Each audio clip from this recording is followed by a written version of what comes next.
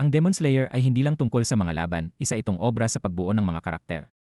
Bawat demonyo may pinanggagalingang sakit. At bawat bayani may sariling laban na dinadala. Ito ang mga pinakaperpektong isinulat na karakter sa buong serye.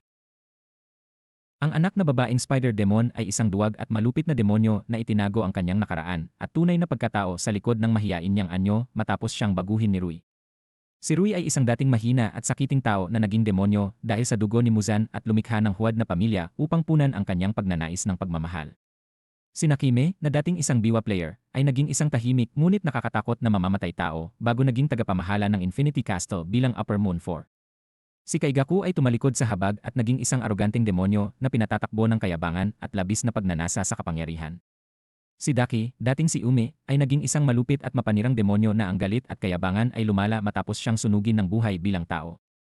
Si Gyutaro ay isang brutal ngunit tapat na demonyo na handang pumatay para sa kapatid niyang si Daki, pinapatakbo ng walang hanggang katapatan.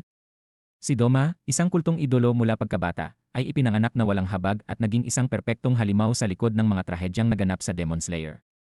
Si Muzan ay isang makapangyarihang demonyo na ginagabayan ng matinding takot sa kamatayan at nagnanais sakupin ang araw gamit ang Blue Spider Lily. Si Kokushibo ay isinuko ang kanyang pagkatao dahil sa inggit sa kakambal niyang si Yoriichi, ngunit sa huli nilamon ng walang hanggang pagsisisi. Si Akaza ay isang marangal na demonyo na hinahangad ang lakas bilang pagtaka sa guilt at galit sa sarili mula sa kanyang trahedyang nakaraan.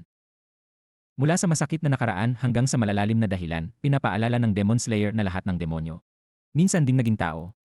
Sinong karakter ang pinakatumatak sa'yo? I-comment mo na at huwag kalimutang mag-follow para sa iba pang anime breakdowns.